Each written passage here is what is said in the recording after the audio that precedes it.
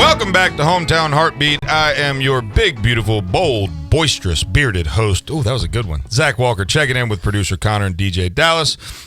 I don't like that attitude, son.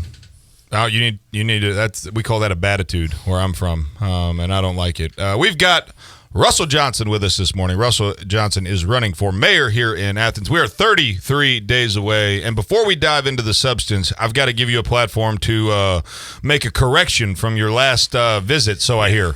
Yeah, thanks, Zach. Right when we were finishing the show up last time I was up here, I made a misstatement. I said that I had raised 2 families here in Athens, and what I meant to say was I had raised 2 boys here in Athens, and they have been giving me a hard time wanting to know about this other family. And I finally told them, I said, they're the ones that are nice to me.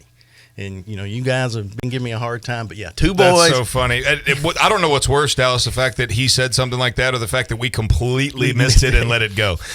Because when you just told us that a few minutes ago, we were both like, whoa, I didn't even remember that. So here's what I want to do. Our first segment, I'm going to ask a couple questions. And then the second segment, you've got some things that you want to bring to the table. And so we'll just kind of go that way, and then we'll commentate on those. And so essentially, obviously, we had Mayor Ronnie Marks on Monday, ask him some questions. Our goal in all this, as we've stated from the beginning, is just to find, give people the opportunity to understand the options and have great leadership. We're not on any side or any team or anything like that. We just want to use this platform to make a change. And the way to make a change is to educate people so they can get involved. So obviously your background with the education side of things, one of the things is you went and had a meeting with Dr. Mackey about some funding and some issues there. Just kind of speak to that a little bit. I want to give you the opportunity to kind of talk about that because I think there's some ambiguity maybe in that. I'll be glad to talk about that, Zach. So a few years ago, we started the Athens Renaissance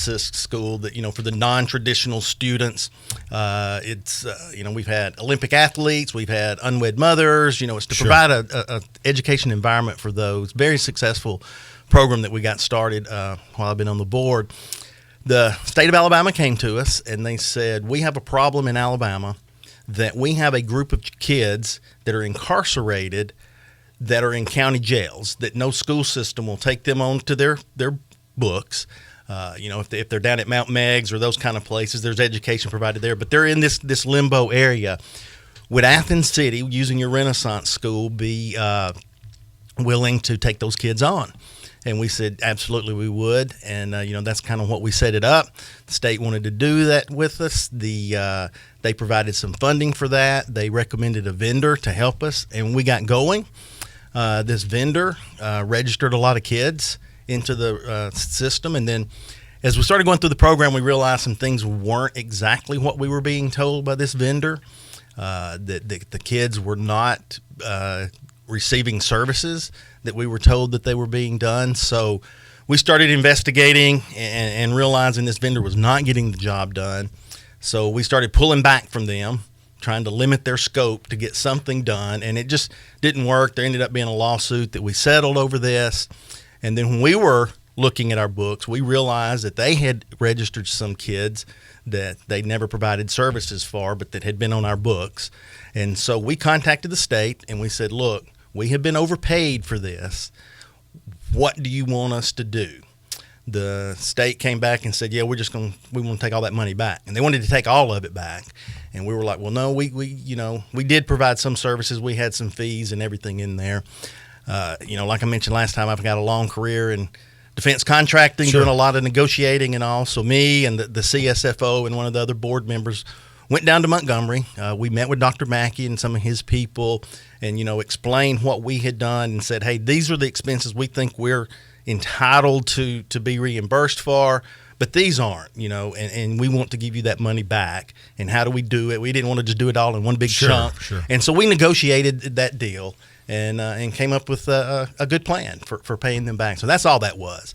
Good. And I wanted to make sure that the opportunity existed because it can – things can be twisted, things can be skewed, things can be whatever, and so ultimately, at the end of the day, we've got to look at things through a lens of truth, and giving a platform to explain those is why we're here. So the second question I have really goes back to the tax hike that we talked through. That I guess was something that was proposed by you? Well, it's the board. You know, we're 7 people, but we work as a body, and we decided to do that. You know, Athens is growing, and we had a lot of people, and we had a lot of needs in our school system.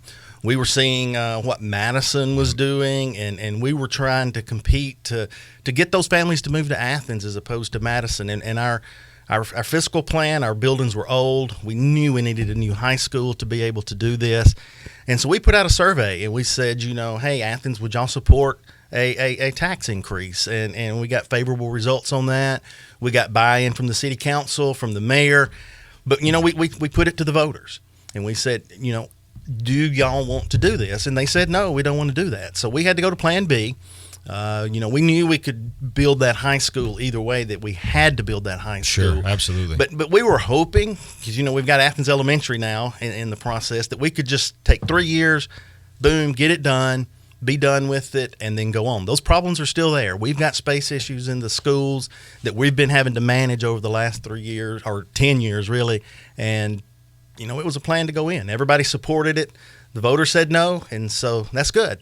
That's the way it's supposed to work. That's right. Exactly how the way it's supposed to work. I've talked about recruiting for the city for a long time, and it was something we need to do a better job of as a whole, just because where we live geographically, like using tech and I mean we're a little slow to react to a lot of stuff. I mean, that's just the nature of being in Mayberry, right? Yeah, and so, but no, I think you're spot on there. I mean, I think we need to focus on spending some money and having a great marketing package and videos and content production for our city, because we have a lot going on, and there's a lot going on here.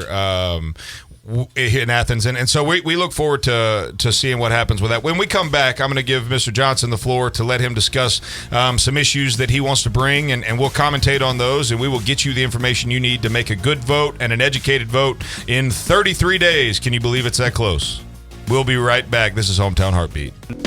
Welcome back to Hometown Heartbeat. I am your big, beautiful bearded host, Zach Walker, checking in with producer Connor, DJ Dallas, and our guest, candidate for mayor, 33 days away from the big vote, Russell Johnson. How are you, sir? I'm doing great, Zach. Doing great. Last segment, we addressed some questions that I went out to the community and said, "Hey, give me some stuff that you want to hear from both the mayor and the mayor candidate." And so we've addressed that. And then Russell has a few things that he wanted to bring to the table, and we're gonna give him the floor now and allow him to.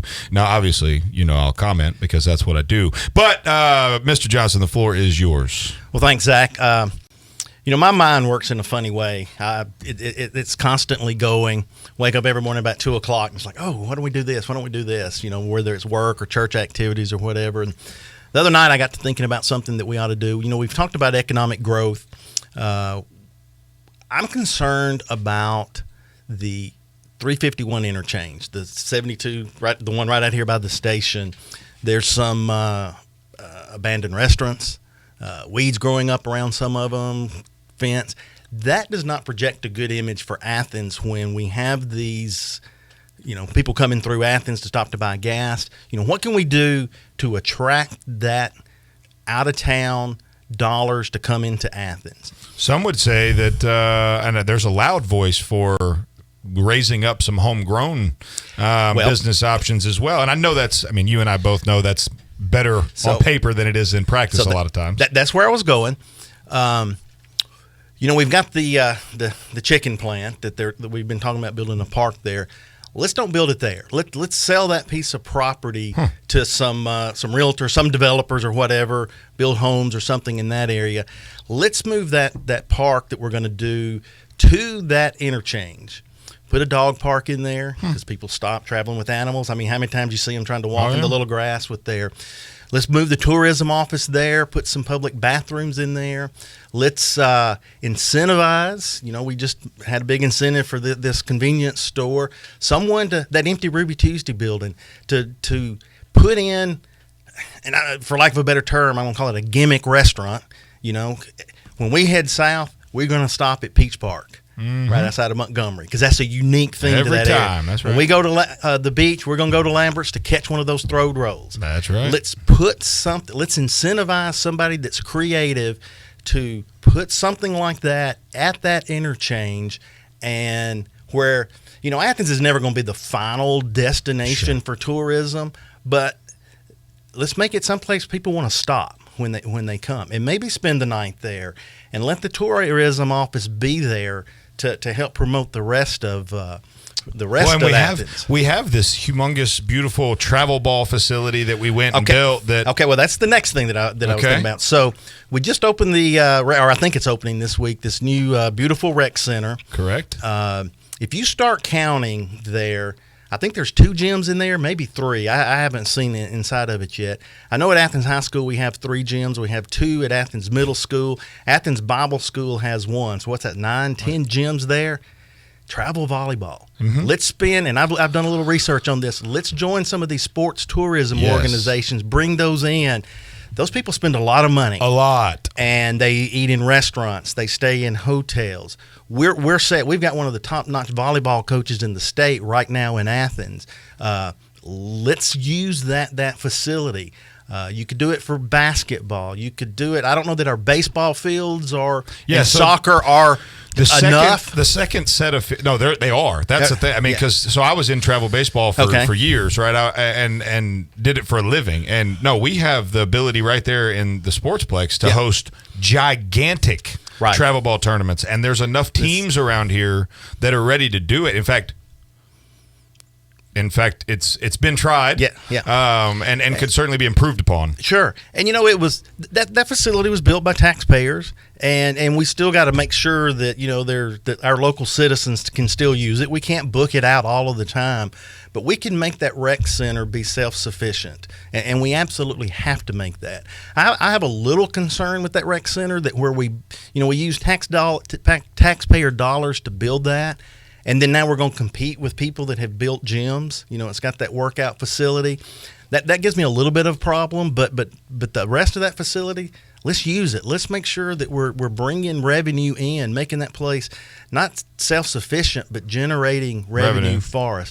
We've got a lot of growth going on in Athens, and that's good, but are we prospering with that growth? Are we looking at growth where we prosper? The last 10 years, our free and reduced lunch rates in Athens have gone up and up and up and up. And talking to the police, our crime has gone up steadily. So it's the growth that we're getting. Is the city prospering for it? When I was in the defense contracting business, we would look at 100 opportunities to really vet 10 of them to go bid one. Every shiny object out there is not shiny sometimes when you go look at it. So let's make sure we're using those kind of principles to recruit the right kind of businesses in here so that we prosper with it. We've got to do something with our public safety people, our police and fire. I saw where the mayor the other night proposed a raise for them, and that's good. If nothing else, his campaign has brought some attention to that issue, and hopefully we can get more people. But it's not just the money. We got to get more in there. And we got to, get them trained, and we got to keep them here. That's one of the best things when I was recruiting for my division at SAIC. Our philosophy was the best way to maintain the staff is not lose the one that you got. Sure. So let's take care of the employees that we got. Let's put in plans to recruit others. But there's so many things that we can do here in Athens. There's so much potential of growth. But let's be smart about it. Let's make sure we're doing the right things, that we're vetting the opportunities that we have. I'm curious about your thoughts. You said something about the rec center now competing with people that have built gyms, and you said you think you have a little bit of an issue. I'm curious to walk me through that. Help me understand. Well, because I don't necessarily see it as maybe I haven't thought through it well enough, but I don't see that as a problem necessarily. So I'm curious. So if you had built a gym that had all of this exercise equipment, and you had invested your own personal money, do you want to compete with a gym right beside you that was built by taxpayer money? They don't have that initial investment in it. Maybe it's okay, maybe it's not. But No, I see what you're saying completely. I see what you're saying entirely. My hope would be that the private gym would attract those who, like, I know guys that work out at Doc's gym say that's the better environment for them because it's less ellipticals and more just weightlifting, and then the other people work out over here because so that exists. But my hope would be that the rec center would provide, like you said, free and reduced lunch. Like the taxpayer dollars would go to provide wellness opportunities for those who, if they choose to work out there and pay their money to be a member, great. If they can't pay their money, hopefully we'll see something like that. I don't know. I mean, it's and to be honest with you, Zach, I don't know the business model that they're using on that. So that's but I'm glad you brought that up. I mean, I saw something about that posted, but didn't. I didn't think through it that way, I guess. So I'm glad you brought that up. I mean, I know that I do know that there are a lot of opportunities here in Athens for growth, and I think that we are. It's like I said with Mayor Ronnie, it's going to happen either way. It's coming, and I think we got to be very careful too. Yes. There's going to be some what is that 341, the Tanner 347 maybe, the Tanner interchange out here. There's going to be a lot of growth there. That we don't own all of that interchange. Huntsville's got the big chunk to the south there. We can't. That it's going to grow. You're right, but we got to make sure that we don't let that mess up what we got at 351. No, it's got to be. We got to keep those tax dollars in Athens as much as we can. That's the key. I mean, it's going to grow. Yeah. It's a matter of can we have some level of control of how it grows, where it grows, and we need to make the money off of that, not let someone else do it. Well, I appreciate you coming by today. We've got about a minute left. So, what is 33 days? What's your parting thoughts here? I've had so much fun. It's been a busy. I started this really almost a year ago with hiring a consultant. I've never run for anything. I've been to 2,000 houses. I just ordered and picking up actually right after the show another 2,000 of these door hangers that we're going to get out. There's nothing like meeting the people. We're having to do it a little bit different with the social distancing, but there's going to be a lot of people probably smarter than me, but nobody's going to be a harder worker than what I'm going to bring to it. And I hear that. I appreciate your excitement. I appreciate your energy. I think that most importantly for the city of Athens, they've had opportunities or need to make the opportunity to get to know you, get to know the mayor, and this is how the democratic process is supposed to work. Absolutely. We as the people have options to hold our elected officials accountable, and if we don't like it, we elect new ones. If we do like it, we keep them in the office. And so one last question: if it doesn't happen for you this year, will we see you next time? Well, we talked about that last time. I'm focused right now on this, and we'll see what happens after that. I'm going to be involved in something, I guarantee you. Well, you heard it here first. Hometown Heartbeat on WVNN. I'm the big, beautiful, bearded, good gracious, it's been a long morning. We'll see you tomorrow.